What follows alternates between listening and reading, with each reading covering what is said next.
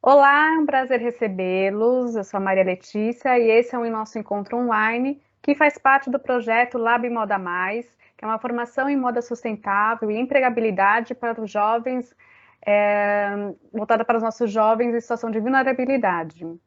Esse projeto é realizado pelo Ecotesse, que é uma ONG que atua há mais de 16 anos na área da moda sustentável e desenvolve projetos que contribuam para a construção de uma cadeia de moda mais ética, limpa e mais inclusiva. Essa edição do Lab Moda Mais, ele tem o apoio da PVH Foundation e além das atividades presenciais junto à turma de 50 jovens talentos, nós temos esse ciclo de encontros online com convidados inspiradores que das mais diversas áreas da moda. E a gente está dando continuidade, então, no curso com a nossa convidada do dia, Augustina Comas. Ela que é do Uruguai, se formou como designer industrial têxtil pelo Centro de Desenho Industrial e mora há mais de quase 20 anos no Brasil. Ela trabalhou com Junacal, na Daslu Homem e em 2015 criou a sua própria marca, Comas, onde desenvolve um sistema de upcycling raiz, que é o mesmo que ela ensina em mini cursos e presta consultoria para outras marcas. Em 2021, ela, com a Comas, recebeu o prêmio Fashion Futures do Instituto CIA na categoria Inovação e Tecnologia. Então, Augustina, se você tiver uma apresentação, já pode começar. Oi, tudo bom? Obrigada pelo convite. Eu sou roommate, como para junto do Ecotesse. Então, é muito bom poder, enfim, interagir. E eu estou acompanhando o curso desde que eles lançaram e também tentei divulgar aí. Né? Bom, é uma oportunidade muito boa. Então, parabéns aos que estão participando.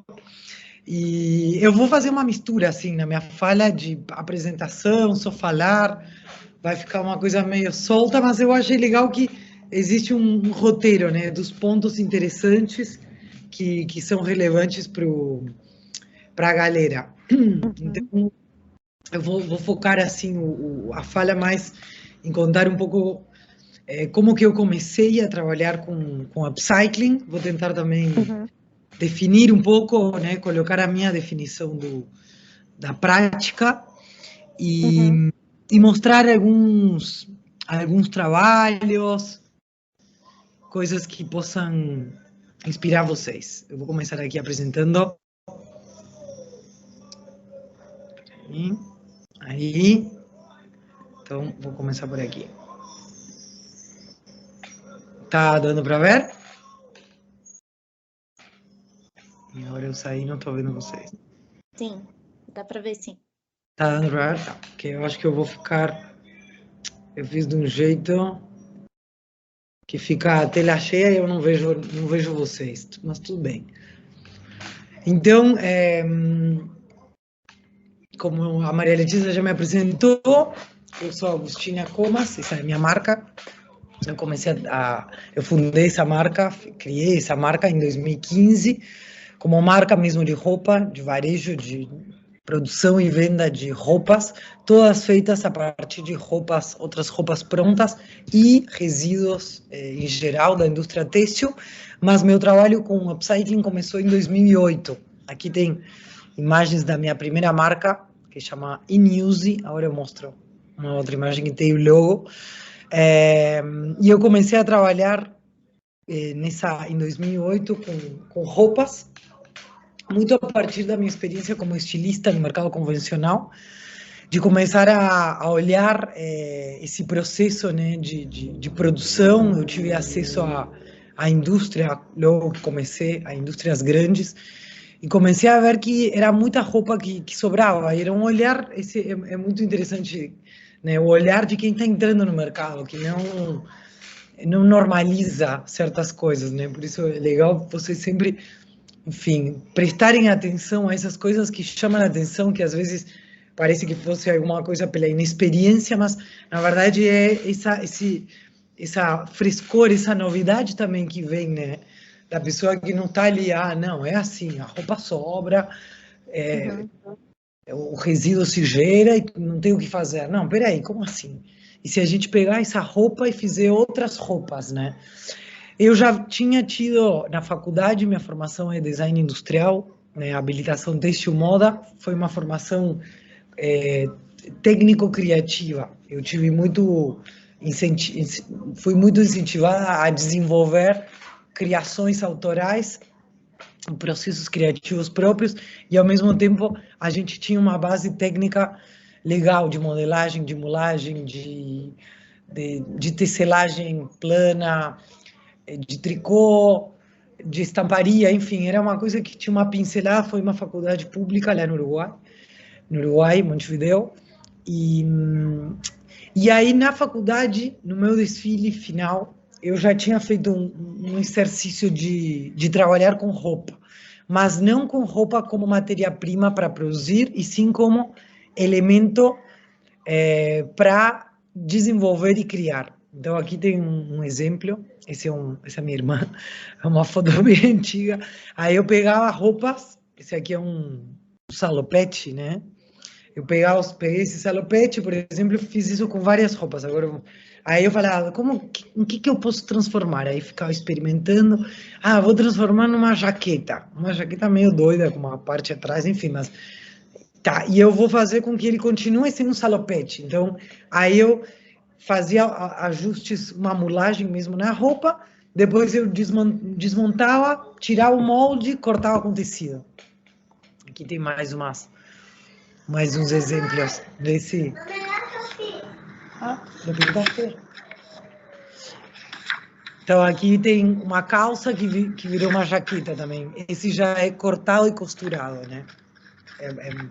Ainda sem acabamento, mas será essa mesma ideia. Pego uma calça, faço ela virar uma jaqueta, aí ela continua sendo calça e jaqueta. Isso foi em 2003, acho que foi meu desfile, foi um estudo de processo criativo. Então, aqui, pegar uma camisa, transformar ela numa calça. Como que faz para essa camisa ser uma calça e continuar sendo camisa? Então, era mesma coisa com uma jaqueta, né? Faz ele uma calça, uma coisa muito de experimentar. Nem conhecia ainda upcycling, não tinha, e nem tinha nessa época uma motivação do que seria uma prática de sustentabilidade, de aproveitamento. Era um exercício criativo mesmo, era uma coisa de falar, nossa, uma jaqueta pode virar uma calça, que divertido, né? Então, o meu trabalho, a minha relação com a roupa e com a transformação, ela começou muito a partir dessa conexão com o processo criativo, né? Então, esse primeiro ponto eu acho legal, assim, né, quando a gente encontra alguma prática que ela inspira, que ela traz, né? Eu nem imaginava que isso ia virar minha profissão, que eu ia desenvolver um sistema de trabalho, de criar. Foi muito por aí. Ao mesmo tempo, eu tinha na faculdade uma angústia, assim. Eu lembro de até pensar, e na época eu fazia teatro também. Quando eu morava no Uruguai, eu fazia teatro e também fazia figurinos e fazia design de moda. Então, eu ficava muito, nossa, acho que eu vou para o teatro mesmo. Isso aqui, ficar fazendo mais coisas, num mundo cheio de coisas, né? A gente vai morrer enterrado nas coisas. Era uma coisa que eu tinha com isso. E aí, enfim, mas eu gostava do ato, né? Enfim, de desenhar, sobretudo essa parte de criar. Então, eu fui indo e essas coisas, em algum momento, se juntaram. Aí, eu fui trabalhar, vim aqui, trabalhei com o Jun Nakao, que foi um excelente mestre, assim, tanto na parte criativa quanto na parte técnica. O meu processo criativo e de desenvolvimento tem muito do que eu aprendi com o Jun, tem também de outras escolas, né, entre aspas, que eu tive. A gente vai juntando, vai acumulando, vamos colocando camadas, é legal isso, mas com o Jun, inclusive, teve uma coleção que fiz com ele e a Fernanda Yamamoto. A Fernanda ainda não tinha loja, não tinha nem a marca, e ele nos apresentou, e a gente fez um exercício com esse tipo de prática, de usar a roupa, né, para gerar possibilidades de outras ideias. Então, a roupa como elemento de criação, como ferramenta, né? A gente fez uma coleção para a Rossetti, a tecelagem, estava lançando um novo tecido feito no Tear Kettenstuhl. E aí foi isso em 2000 e... não me lembro, 6, acho. 2006, acho assim, 7. E aí a gente fez todo esse exercício com peças de alfaiataria para fazer com essa, que é um tipo de malharia, né? Uhum. Acho Então, que os alunos eles aprenderam um pouco sobre as diferenças na aula retrasada, porque tem nessas malharia de Ketten, é uma malharia mais estruturada no urdume, né? Isso. E aí, enfim, a gente usou a alfaiataria, né, peças de alfaiataria para criar e depois reproduzimos, e inclusive também usamos, entretelamos, enfim. E só que a gente fez isso também, pegou a roupa, experimentou, criou, né, que é um exercício muito bom. E aí depois desenhou a partir disso. Aí, enfim, já tinha então alguns elementos, né, algumas experiências de usar roupa para criar, de ter essa questão dentro de esse olhar, né? Também na época que trabalhando com o Juma, eu morei em Santa Catarina e fui estilista na marca do Guga Kirten, na linha masculina. E aí eu tive acesso a ver indústria, a ver volumes, e também aí ficava esse negócio, nossa, o que eu estou fazendo? É uma indústria que contamina muito, que gera muito resíduo, né? Preciso mudar de carreira, não? E aí tudo esses incômodos, digamos, na verdade, em vez de me expulsarem, né, foram me fazendo querer entender mais e ver, bom, o que eu poderia contribuir, né? Como que eu poderia usar esse incômodo e como que eu posso ajudar nisso, né? Com o que eu conheço, enfim, com o que eu venho aprendendo. E aí, em 2008, eu já trabalhando na Daslu Homem, que foi também uma escola importante, e depois me deu também a base de material para Comas, que é uma marca que nasceu transformando camisas masculinas e resíduos de produção de camisa, né? Então, foi muito ali por estar em contato com a camisaria, né? Com a roupa masculina, e todo o apelo que a roupa masculina tem de ser mais atemporal, mais clássica, né? De ela ser mais mutável, de poder transformar. E aí foi em 2008, e muito a partir de uma discussão, uma troca de ideias com a Ana Inês, uma amiga minha, colega da faculdade do Uruguai, que ela também nova no mercado, né, no Uruguai, e eu nova no mercado aqui, e a gente tendo, nossa, você viu como sobra roupa, né? Nossa, sobra muita roupa. Então, quer dizer que vende, né?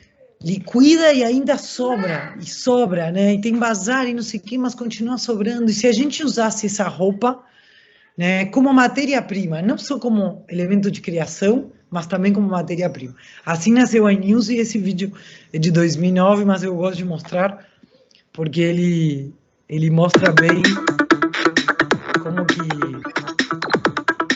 a gente trabalhava, inclusive a gente trabalhava num estilo bem pandemia, né? No computador, porque ela morava no Uruguai e eu no Brasil, então a gente estava antecipando uma coisa nisso, que era 12 anos depois, 11 anos depois, íamos voltar, então esse processo criativo da Comas, ele nasceu na internet mesmo. Então, na pandemia, para a gente foi muito fácil ir para o computador para desenvolver também oficinas de processo criativo, porque todo esse processo ele partiu de uma relação entre duas pessoas co-criando à distância. Esse vídeo chama A Ressurreição das Roupas, e a gente fez para tentar mostrar um pouco como que acontece essa transformação, né, de uma camisa numa outra roupa, usando a própria matéria-prima. E aí essa peça que vocês viram é uma, a gente chama de receita, né?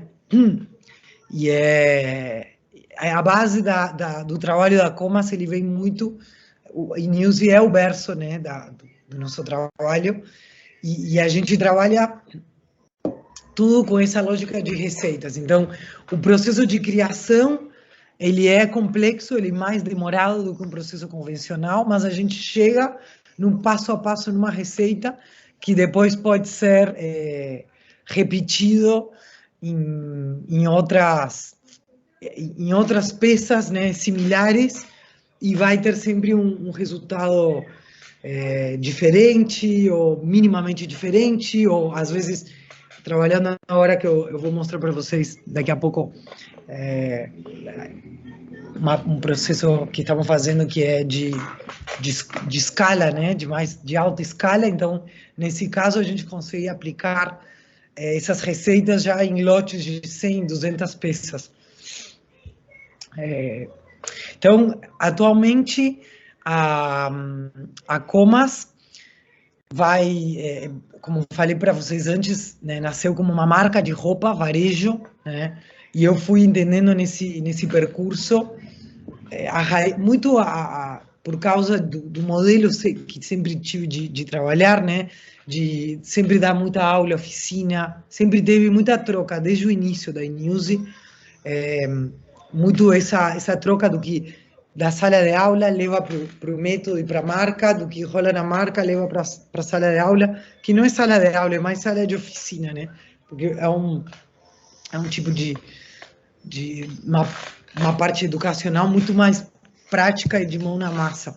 E também, por conta disso, sempre teve demanda de marcas, né, de fábricas, de chamar, vamos fazer isso aqui, vamos fazer isso aqui, tenta resolver isso para a gente, vamos fazer uma parceria, o que você acha de usar esse material? E aí, a partir desse tipo de vínculo, eu fui entendendo também que o meu negócio, né, porque em paralelo tem todo um desenvolvimento meu como empreendedora, né, que assim, você decide ter um negócio, você tem que aprender um monte de coisas que não é só, exato, que não é só criar, né, enfim, tudo isso. Quando eu saí da Daslu em 2013, eu fiquei fazendo a iNews, enfim, eu consegui estudar, mergulhar, desenvolver essa forma de trabalho, tendo um trabalho em paralelo. Então, eu fazia o segundo turno, chegava às 8h30, 9 do trabalho, e aí começava o segundo turno com a Inês no computador, que vocês viram, até meia-noite, 1h, para fazer essas roupas. Aí, no dia seguinte, ia cedo na costureira, aí final de semana ficava também costurando, cortando, levando, vendendo, enfim. Então, era uma coisa paralela, sem filho, depois tudo muda, e, enfim, jovem, cheia de energia. Então, várias coisas, foi se formando, aí chegou uma hora que eu falei, chega, eu quero viver disso. Como que eu vou fazer para viver disso? Porque ainda era uma coisa muito diferente. Então, eu saí das Lumas, ainda tive que ter outros trabalhos. Fiz de tudo. Até fui representante de tecidos, de fábrica de alfaiataria do Uruguai. Era, né, o que me desse o ganha-pão ou o dinheiro para investir na marca em cada momento. Então, para mim, demorou muito em conseguir viver disso. Demorou muito, mas não é. Mas assim, o mundo está diferente, né?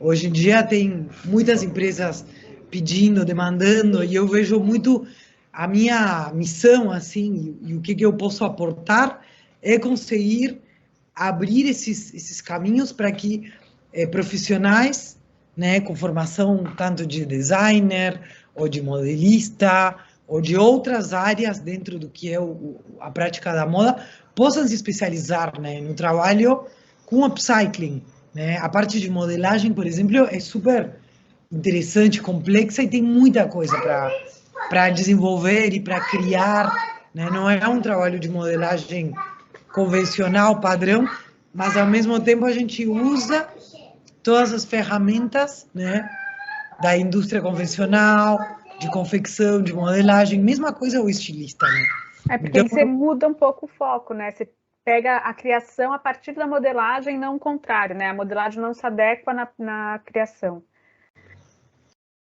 Exato. E tem muito também, uma outra grande diferença é que a inspiração, né, o que dá o início, o pontapé inicial do trabalho, também é o material em si, né? É o material que você tem. Não é... Quando a gente faz um processo criativo mais convencional, assim, de moda, a inspiração, ela vem de um desejo, enfim, de uma imagem, né? A gente monta um universo, e aí vai se formando um estilo, um jeito... Moodboard, né? Moodboard, exato. Aqui a gente até também trabalha com moodboard, existem também referências, né, do que a gente gosta, do que a gente olha, do nosso, né, que é muito, o moodboard, ele vem muito a partir do olhar do estilista, do criador, da pessoa. Naquele momento, né? Exato, e também tem muito isso, só que assim, o que vai determinar para onde você vai é o material que você tem, né? Então a gente parte muito. Não é que a gente faz um moodboard, e então vou na 25, vou no Bom Retiro, né? Vou pegar esses materiais. Não, quais são os materiais? E a partir dos materiais que eu tenho, aí que eu vou ter outros elementos para criar, e aí que começa o processo criativo. Então essa também é uma diferença, e tem uma questão, aqui eu vou compartilhar mais uma apresentação, que é como que esse material se encontra, né? Sobretudo quando a gente pensa em produção em escala, né? Que o material, ele precisa estar catalogado, deixa eu ver se está indo, aí, pronto. Ele precisa estar catalogado, né, para a gente saber qual que é esse material. Então, o trabalho do redesigner, digamos, né, do estilista que vai trabalhar a partir do que já existe, que já foi desenhado, tem primeiro uma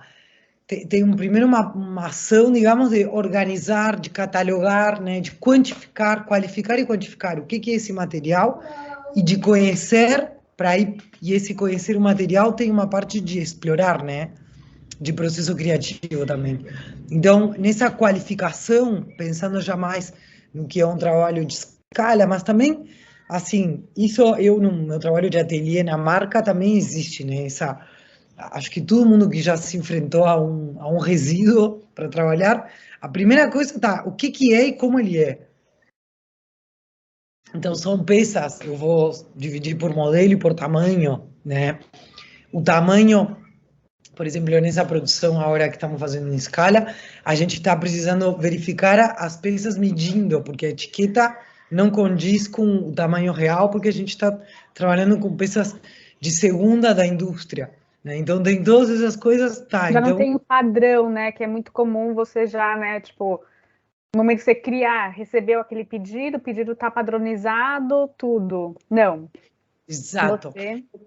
Você fala uma coisa super importante do trabalho com upcycling, do redesign, que é a irregularidade do material, né? E a gente tem que encontrar padrões para poder quantificar e qualificar, né? E para poder, a partir desses padrões, conseguir criar essas receitas e repetir, né?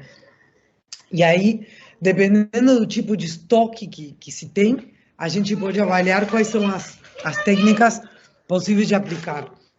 Mas eu tava fazendo contando uma linha de tempo, me fui embora por um caminho já para mostrar isso aqui da escala, que a partir desse trabalho, enfim, que sempre tinha uma marca, uma outra pedindo, eu fui entendendo que meu trabalho fazia muito mais sentido eu me focar em oferecer meus serviços, né, sistematizar meus serviços para poder oferecer eles para marcas e fábricas, para conseguir escalar, né, o trabalho, e não eu ficar comprando mais lotes e mais lotes para eu transformar e vender como marca, que daí já, para mim, é mais difícil, porque eu não tenho assim um perfil de varejista, né, de comerciante. Então, isso também é importante da gente ir se conhecendo, entendendo, né, o que é, de que jeito que eu vou fazer esse trabalho. E hoje minha marca, a Comas, ela é uma marca que faz a criação, o desenvolvimento, né, a partir de resíduos para marcas e fábricas. Eu levo essa tecnologia, essa solução, né, no processo de criar, desenvolver e produzir, e eu assino. Então, a minha marca, se espalha por outras marcas, porque eu assino, porque tem ali meu olhar, tem meu olhar e da minha equipe, né? E eu estou conseguindo trazer mais gente para trabalhar comigo, porque os projetos são maiores, né? E aí, enfim, esse é o caminho que foi, e que teve muito também na pandemia, assim, repensar, entender, né, por onde que é. E, bom, eu, em algum momento, devo voltar a ter um estoque como marca, mas, por enquanto, só com sócio varejista. Senão não me interessa. Não, porque também é isso. Acaba sendo um trabalho muito verticalizado, né? A gente não é que compra o material pronto, não. Vai atrás de resíduo, organiza, cataloga, costura ou prepara ele para ser matéria-prima. Aí depois corta, já é um trabalho super artesanal. E depois vende. Nossa, é tipo, né? Nossa, você faz uma cadeia inteira, tipo, desde produzir basicamente a matéria-prima até vender. E é difícil né, ser tão verticalizado e pequeno. Então, e até no processo que você tem, né? Como você precisa partir do material, você ainda precisa saber encontrar o material, saber o quanto que você vai ter dele. Então, essa parte até, ela começa a ficar mais complexa, né? Digamos assim. exato. E aí começa também eu comecei a me questionar, tá, até que ponto eu estou resolvendo problemas, né? Porque se eu vou lá na fonte, eu já resolvo, e aí eu uso a tecnologia que essa fábrica tem, né, para resolver esse problema lá dentro. Então, aqui é um projeto que eu não posso falar para quem é ainda, porque está na cozinha, mas é um projeto em alta escala. A gente está aqui na parte de triagem para fazer. Isso são jaquetas jeans com defeito de segunda, de uma indústria muito grande. Então, a sobra é proporcional ao volume, né, da indústria. Então, assim, as fábricas produzem mais ou menos 5% a mais em cada produção, né, para caso falte ou tenha peças de segunda. Então, se a gente pensa que é uma produção de 40 mil peças, né, onde 4 mil 40 mil peças, 5% de 40 mil peças, 2 mil, né? Desculpa. 2 mil peças. Então você fala, caraca, 2 mil peças. Então é meio nesse nível, assim. Escalas gigantes, né? Exato, e aí que está o problemão, né, da escala, desses materiais que vão se perdendo, e como que a gente consegue já processar eles. Se a gente pensa em tecido, uma sobra assim de uma produção grande pode ser um ou mais rolos de tecido fechados, né? Sim. Não usou para esse lote, pronto, é sobra. Aí temos, não sei se vocês já conheceram o Banco de Tecidos, né, que é um projeto super legal, sim, que, enfim, também é uma saída, né? Existem cada vez mais alternativas, mas quando a gente pensa em escala, né, essa sobra já é né, 2 mil peças, imagina, material para uma marca pequena, 2 anos de produção, sei lá. Uhum. Enfim, então aqui a gente está fazendo essa catalogação, eu vou mostrar um pouco, separando por tamanho, medindo, e aí o que estava comentando no processo criativo, que tem muito essa experimentação, né? Aqui tem umas experimentações mais básicas, né, de o que eu posso fazer com shorts, eu posso misturar com uma perna de uma calça e transformar numa calça, uma calça eu posso pôr no tecido, no meio, abrir, fazer uma saia, enfim, um processo mais de experimentar, ou uma jaqueta, se eu posso virar ela de ponta cabeça, um pouco naquela linha do que estava falando no começo, né, de usar a roupa de formas diferentes. ou, por exemplo, uma calça que possa virar um vestido, enfim. Aqui é infinito, e aí o sistema de upcycling raiz, digamos que o primeiro ponto é essa parte de experimentar e tentar ver o que eu posso fazer com essa roupa sem cortar, né? E tirar foto para registrar, e a partir disso estudar e aí sim começar a projetar e desenhar, né? Então aqui algumas, enfim, ideias ou coisas de processo criativo. E aí depois vem o desenvolvimento do produto, né? Que, como falei antes, a gente usa ferramentas, né? Do mercado, ficha técnica, tabela de medidas, gabarito, piloto, prova de roupa. Existe um sistema muito igual, né? Com algumas ferramentas que a gente agrega. Então aqui tem um dos shorts dessa coleção que estamos fazendo, que é feito, são 2 shorts, um clarinho e um escuro, que a gente corta e gera dois modelos. Um com uma faixa no meio e o outro sem a faixa, então ficam peças bicolor. Esse aqui seria o espelhado, né? Então aí tem uma parte mais técnica, tá? A gente viajou, criou, pá, agora vamos executar. Então aqui, aquela saia que vocês viram de ponta cabeça foi virando algo assim, né? Então uma jaqueta virou uma jaquetinha cropped, uma saia. Aí no final foi isso que rolou. Essa jaqueta e essa saia, né? Então aí, bom, beleza, a gente chegou numa peça piloto. Agora vamos produzir, né? E aí vem toda a parte de produção. Ficha de produção, construção e validação de gabaritos de grade, corte e costura, né? Aí para conseguir escalar e levar isso enfim, aos grandes volumes, resolver esses grandes volumes. Então isso para mostrar um pouco o que está, estou fazendo meio um popurrí, vou pegando apresentações, mas um pouco para que vocês vejam o que está rolando hoje, né, na área que eu trabalho atualmente. Eu acabo também fazendo muito curso e capacitações e cursos mais técnicos ou mais de processo criativo. Agora estou fazendo um curso para dentro de um módulo no curso do Instituto Focus. Estamos fazendo na Santa Marcelina, de processo criativo. E também eu acabo fazendo outras coisas. Por exemplo, estou fazendo um projeto no Uruguai com o Instituto Lojas Renner, para uma fundação que trabalha com câncer de mama. A gente está desenvolvendo produtos, co-criando produtos com a fundação para que elas possam produzir e se autofinanciar. Enfim, e aí a partir disso surgiu um produto que é mais um serviço de fazer um bolso para sutiã, para prótese externa para mulheres que têm mastectomia. Então, aí já entra uma coisa do upcycling, de reforma, de manual, que é uma coisa que eu gosto muito também. Eu sempre estou meio com um pé na indústria e um pé no faça você mesmo, né? Como que a gente usa o que tem em casa. E eu acho que tem essa mistura é bem, eu vejo muito né, em quem gosta de pôr a mão na massa, mas como que eu levo isso para uma escala?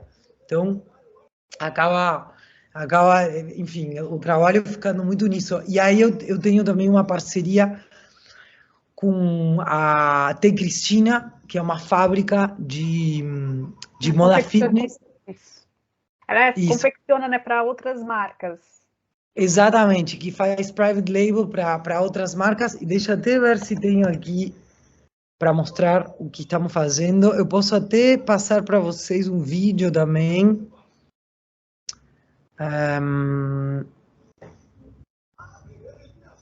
Deixa eu ver aqui se tem. Não.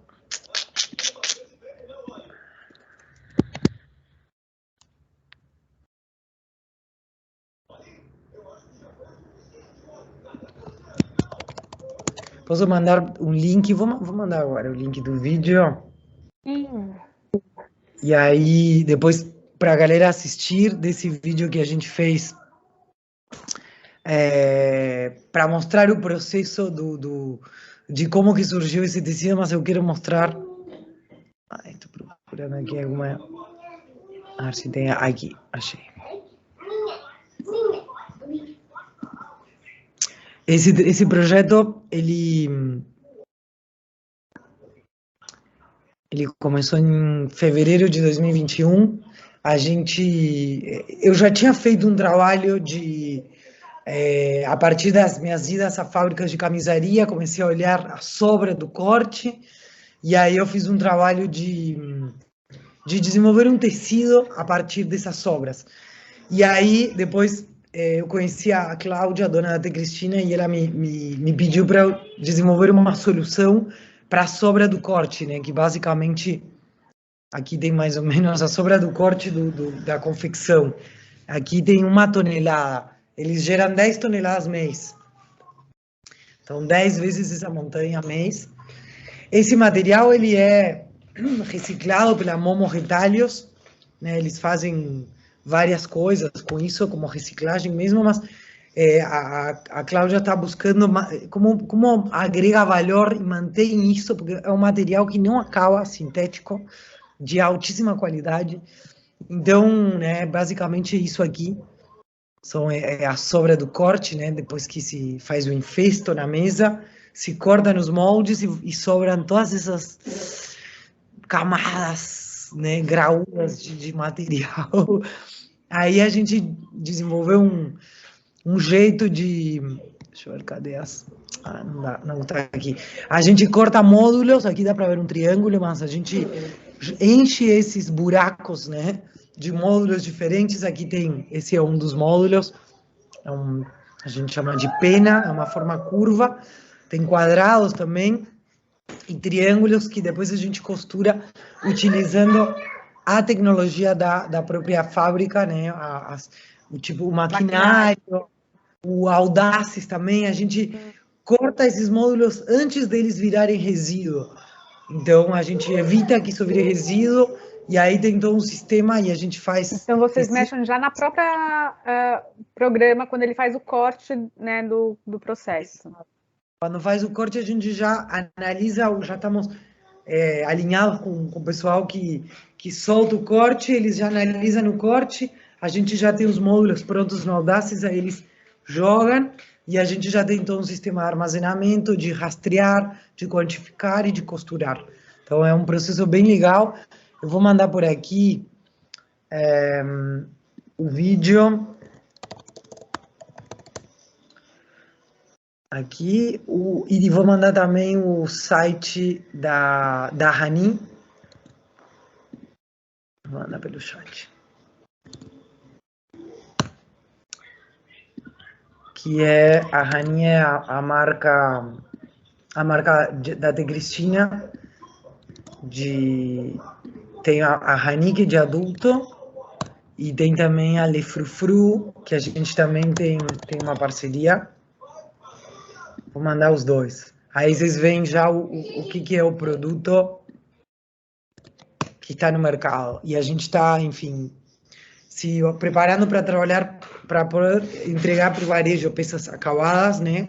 No mesmo formato da T. Cristina, com a nossa marca. Estamos aí em negociações.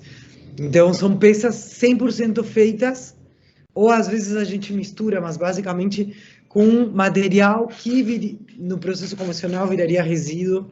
E aí a gente intercepta ele. E aí, assim, as minhas atividades no dia a dia, né, eu acabo fazendo muito a parte mais chata de gestão, né, que para mim é chata porque não... Então, para mim está um exercício, assim, um aprendizado de qual é meu lugar, né, e como que eu quero até jogar tênis, para tipo assim, vem a bola, pá, não, tchá, manda, tchá, joga, porque eu fico pegando, e aí, né, meio uma tendência de querer, você fica cheio de coisas. Então, assim, onde eu agrego valor para a empresa, o que é legal eu fazer, que mais ninguém, então, eu estou aprendendo isso. Né? Parece, a gente aprende. Então, minha avó tem 94 anos e ela todo, você vê que ela está aprendendo. Ai, como aprendi? Ela caiu uns 2 anos atrás E ela falou, tinha 92, eu falei, ai, Agostina, aprendi tanto. Eu falei, gente, é isso. A gente morre se não aprende. Então, porque eu às vezes falo, estou há tantos anos, cara, isso, e mais coisa que eu não tinha. Sim, é isso, né? Tá bom, tá bom. Mamãe, para de olhar. Então, assim, esse papel, né? Eu lembro quando eu estava na Daslu, que eu chorava, eu falava, ai, não quero, eu estava com uma amiga minha que já tinha empresa há muitos anos, não quero ficar fazendo produto de uma forma que eu não acredito, com essa indústria, essa marca, não sei o quê, eu quero fazer uma coisa que tenha propósito, que não sei o quê, eu já fazia cycling há 1000 anos, e falei, como que eu vou viver disso? Aí eu falei, beleza, tá bom, vai, você vai se vai, mas depois você vai vir chorar porque eu falo, tenho que fazer nota fiscal e não entendo nada jurídico, só leio contratos, então é meio isso, minhas tarefas, não, tô exagerando, mas assim, é isso, assim, às vezes eu olho para a Isa que trabalha comigo, ai que inveja, que ela fica lá modelando e cortando, que gostoso, né? Menos. Está na fábrica e vai lá e está fazendo o desenvolvimento do produto, mas então eu vou conseguindo entrar em umas fases, mas não tem outra forma para tocar, né, mais projetos e, enfim, e poder crescer e tudo tem que conseguir. E então essa parte para mim de poder ensinar outras pessoas a fazer o que eu aprendi a fazer, né, essa mistura do convencional com essas novas, é o meu grande desafio, e confiar e poder ir tocando junto e poder ter pessoas que estão junto comigo que raciocinam no mesmo nível de abstração. Então, aí... Porque acaba sendo uma coisa bem junta, né? Pelo que você me fala, tipo, a parte muito abstrata de criação, mas ele você tem, talvez pelo seu estilo, pela sua forma de, né, educação de desenho industrial, você também tem aquele parte, tipo, eu preciso escalar, eu preciso racionalizar, eu preciso a coisa acontecer. Então, é sempre dois polos, assim, trabalhando junto, né? Não Exato. É tão racional, não é tão criativo. Exato. E eu percebo que um também influencia o outro. Sim, Então, a uma gente simbiose. brinca que, assim, as planilhas são muito criativas. E a gente adora fazer planilhas e conta, muita matemática o tempo inteiro. Só que a matemática, geometria, e a gente fica conversando e eu fico imaginando, fica meio no ar, assim, uns 3D, umas figuras, uns desenhos. Então também tem, mas é isso, tem uma hora que tem que ir lá, fazer custo, negociar, né, pedir, né, tanto, aprender a cobrar o trabalho, uma coisa que, para mim, assim, é um desafio grande, né, de poder, porque sempre parece, não, a gente faz uma coisa tão legal, tão diferente, a empresa está arriscando, não, mas claro, está lá, dedicando, cada vez mais, tem mais gente, somos, né, profissionais fazendo, então, você quer, Letícia, que já são 10 para as 8, e eu completei todas as perguntas do guia. Não, se você quiser, então a gente começa as perguntas. Se você tiver mais um pouquinho, assim, a gente puder estender também, um pouquinho, né, que aí... Mas, enfim, o que eu vou até perguntar e vou juntar, então, um pouco mais as perguntas. Uma coisa que eu sempre começo a perguntar, tipo, o que te fez interessar por moda? Então, vou começar com essa, mas eu vou juntar com a pergunta da Bianca, que ela pergunta além disso, assim, qual que é a diferença que você vê do Uruguai, do mercado do Uruguai com o mercado brasileiro quando você veio aqui? Então, vou juntar. Tá. O que me fez interessar por moda eu fui fazer faculdade, eu acho que... na verdade, eu fui fazer faculdade muito mais pensando em fazer design. A moda porque na minha faculdade, no primeiro ano, entra todo mundo, e aí faz um ano todo mundo juntos, muito focado em criação, e aí no segundo ano você escolhia ou de produto ou têxtil moda. E eu sempre achei que eu ia fazer design. E aí, só que eu me identifiquei muito mais com o design, depois eu vi que era todo mais técnico, mais quadrado, 3D, mais assim, e a moda era muito mais fluido, mais material, então acho que foi na faculdade mesmo que... E aí, assim, o Uruguai é um mercado muito pequeno e não tem parque industrial. Quando eu saí do Uruguai, eu saí muito atrás de aventuras profissionais, literal, assim. Eu sempre tinha querido ir para um país maior, para um lugar onde, né, acontecessem mais coisas. E Uruguai é um país, para mim, é um país muito criativo, porque tem muito pouco recurso. Você tem que se virar. Na época, na faculdade, a gente, sei lá, queria um aviamento diferente, tinha que ir na loja de materiais de construção, criar o próprio aviamento. Não tem uma 25, que nem aqui, enfim. É muito pouco recurso material.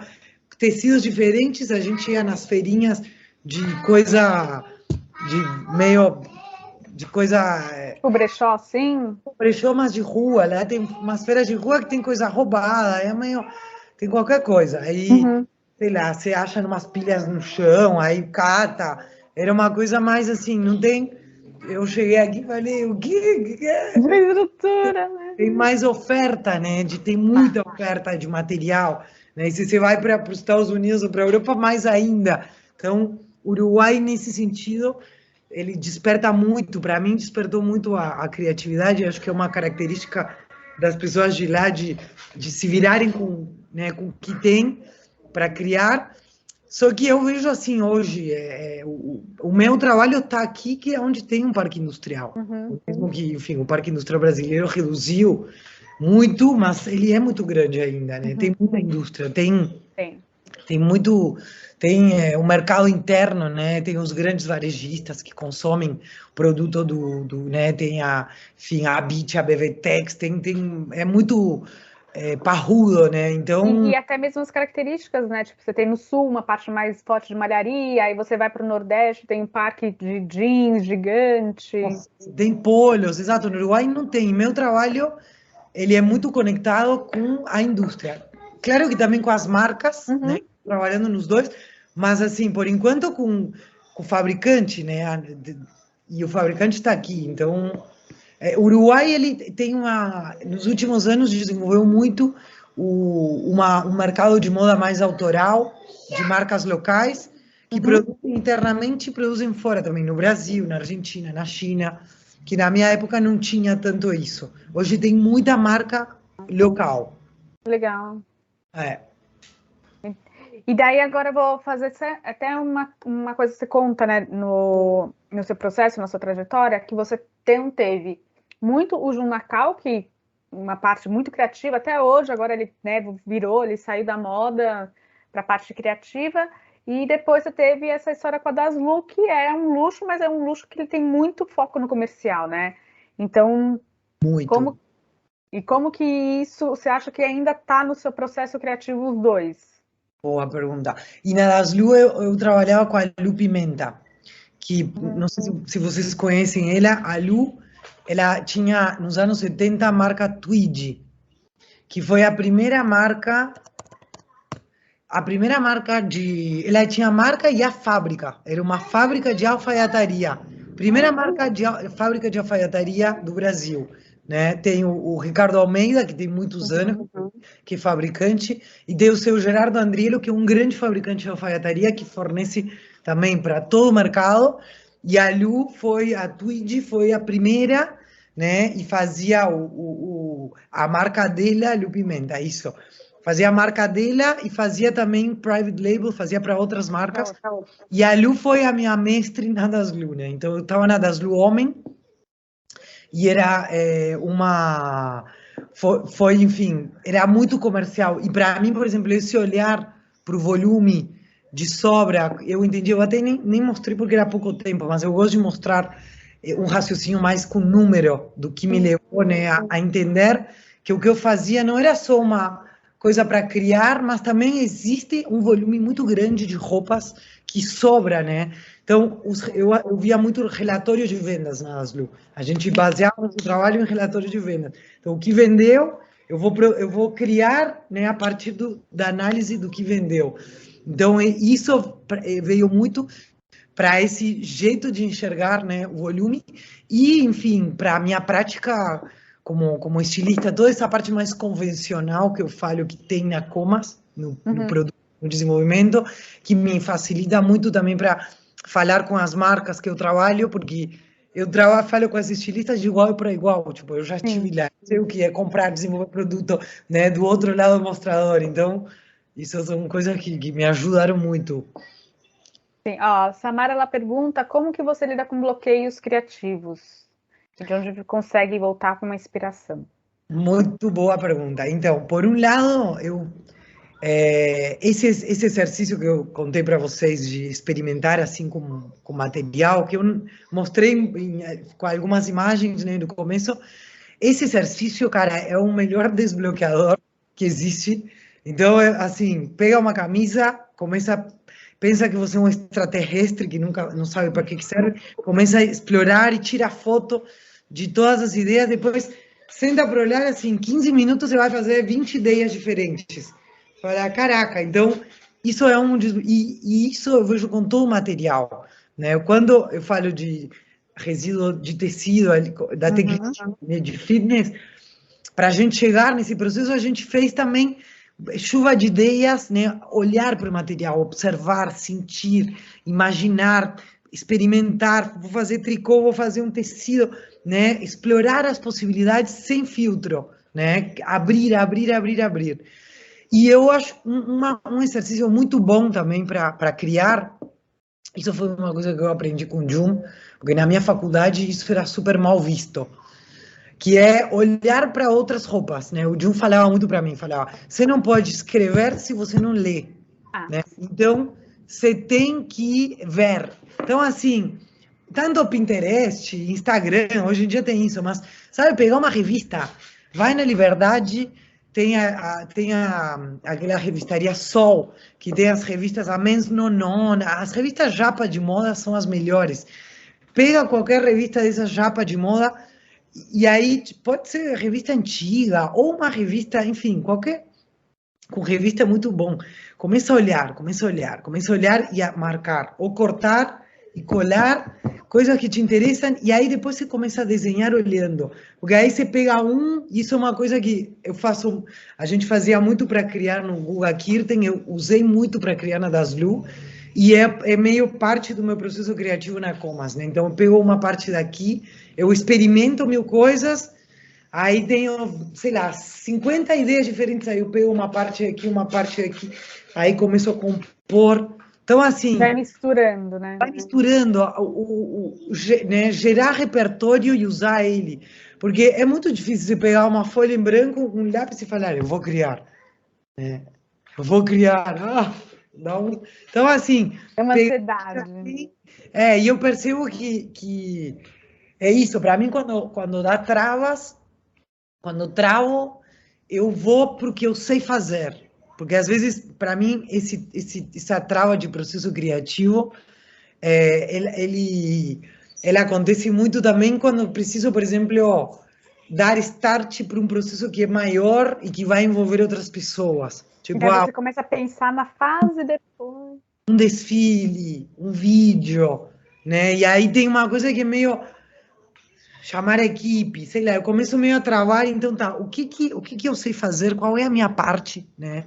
Me concentro ali e sempre é muito essa coisa de ficar, sei lá, experimentando, né? Às vezes o exercício físico de criar, ele deixa a mente também, dá um nó, eu falo que faz uma ginástica cerebral, você meio que deixa de pensar e aí, você encontra, vem.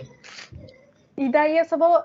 Uma outra coisa assim, para a gente deixar existe a reciclagem, que é você manter o produto, você tem o downcycling, que é você fazer uma coisa aqui, e o upcycling. Então, como que você vê esses processos? Assim, poderia explicar um pouquinho mais esses conceitos para os alunos? Sim, o upcycling é o processo de transformar, agregando valor e sentido a um material, né? Então a gente usa as características que ele já tem, né? Ou de tecido, ou de construção, e transforma ele agregando valor.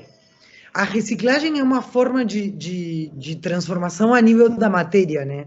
A gente destrói, entre aspas, né? Pica, tritura, desfibra, enfim, o material, e para recolocar ele num ciclo. Então, o ideal... Tipo, lata de metal, né? Que é alumínio, que ela vira uma nova lata, né? Alumínio que vira alumínio, e esse é o ideal, né? Poder reciclar, recolocar no ciclo. E downcycling é uma forma de reciclagem, né? Onde a gente mistura o material com outro material, então baixa o valor dele e também dificulta a reciclagem, né? Quanto mais puro o material fica, mais ele pode ficar ciclando.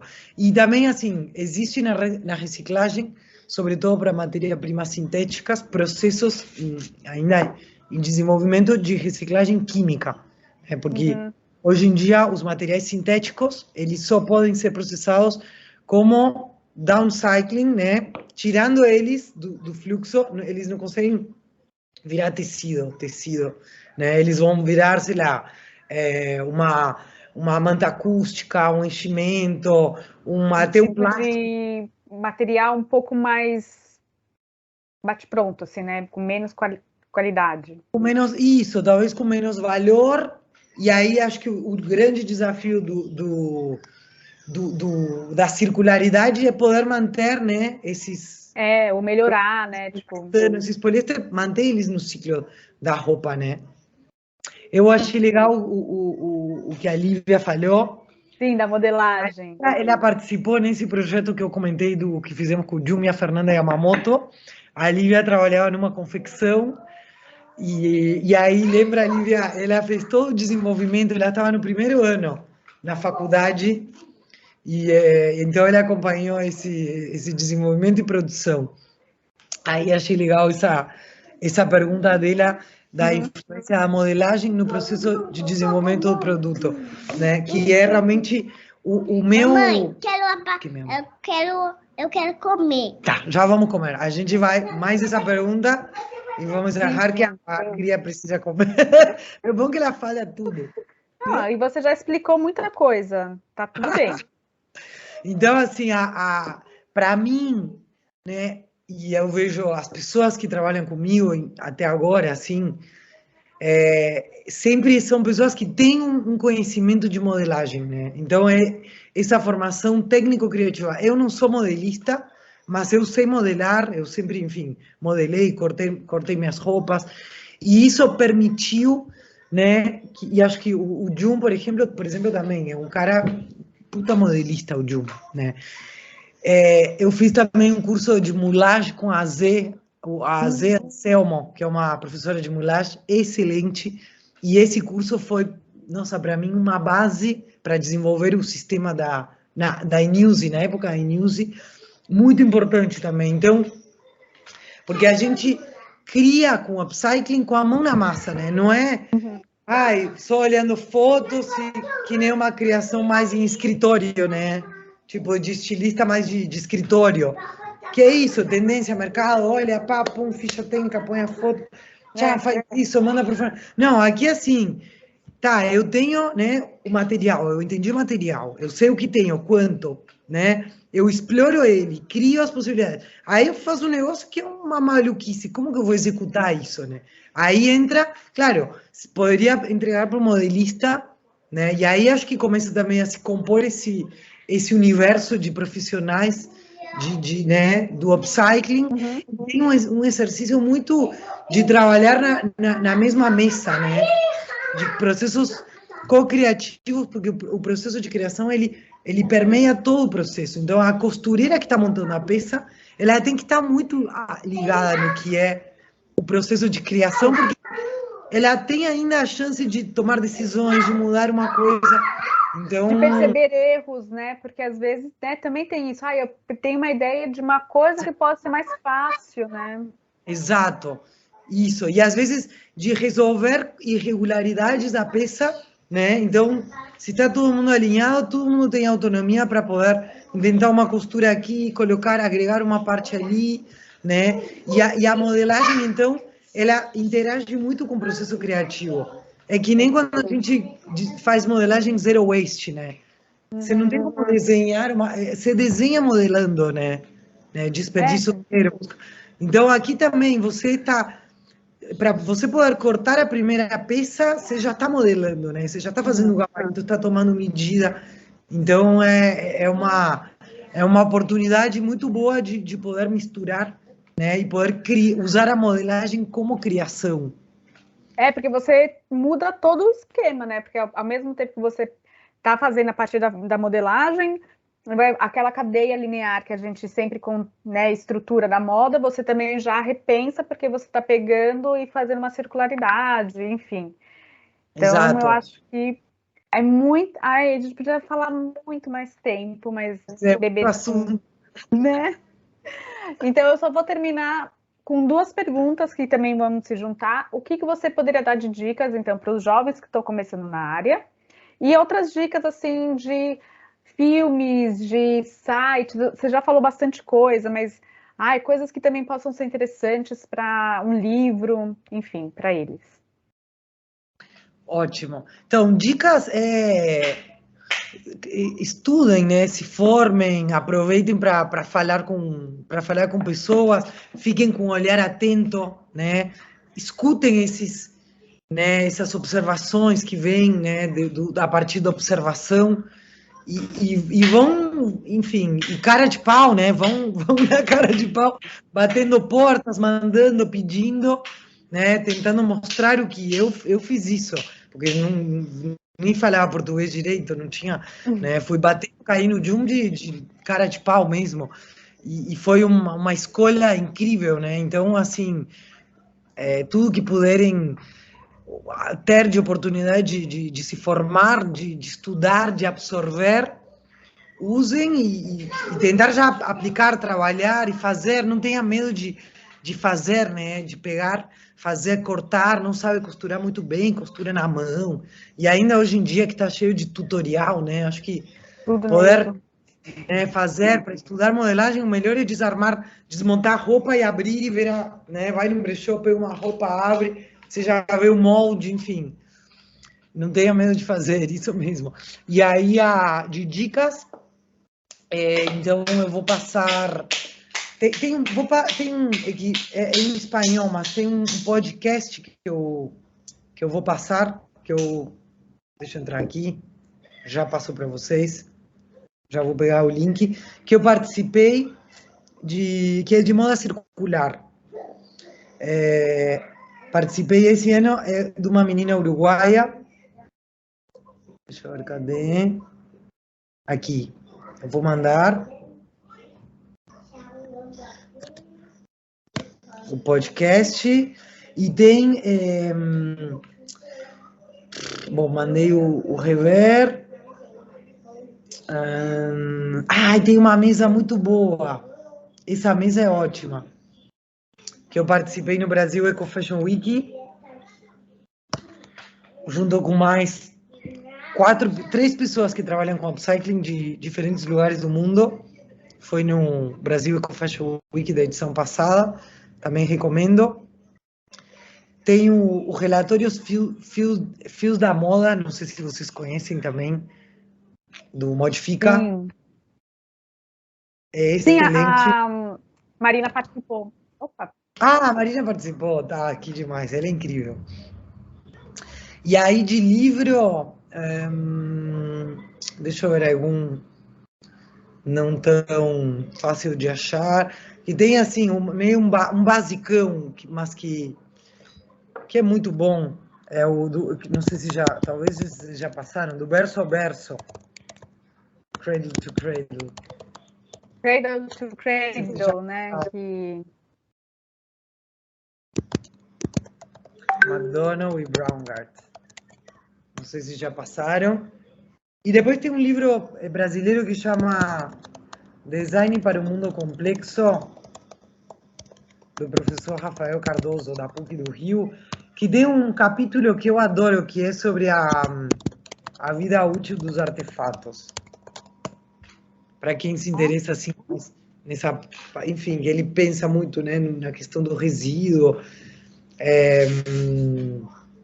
E depois tem, se quiserem mais focado em upcycling, tem a dissertação de mestrado da Angélica Moraes, da IASH, USP.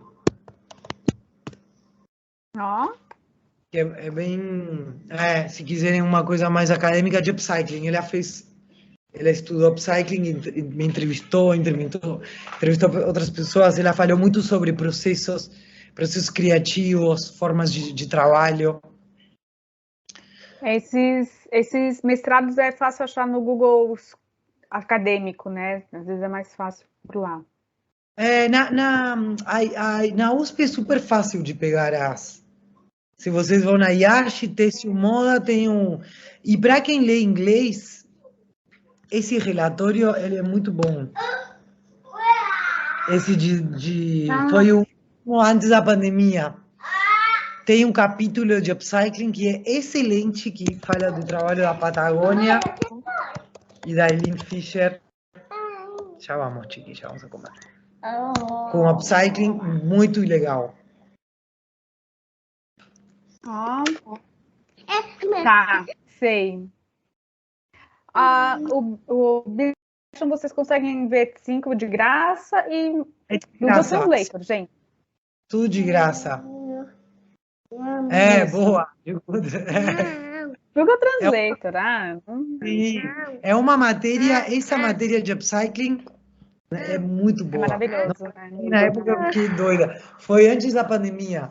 2019, final de 2019, o início de 2020, é o de primeiro de 2020, que fala em escala, e agora eu tô conseguindo fazer umas escalas também.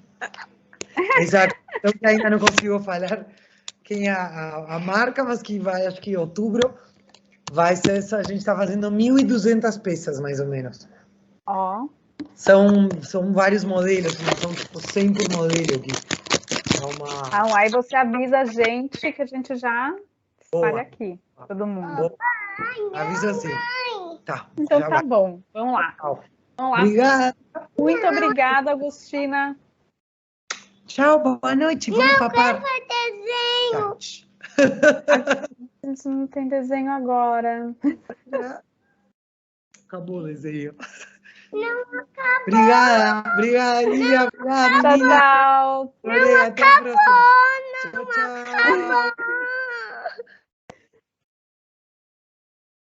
Gente, que fofas. Muito obrigada, alunos, todos que estão aqui participando, né? Obrigada também a Agostina, que participou e deu essa aula maravilhosa para a gente. E eu vou pedir para vocês continuarem a seguir a gente no Ecoteste, nos canais YouTube, Instagram, Facebook, mídias sociais. Beijos!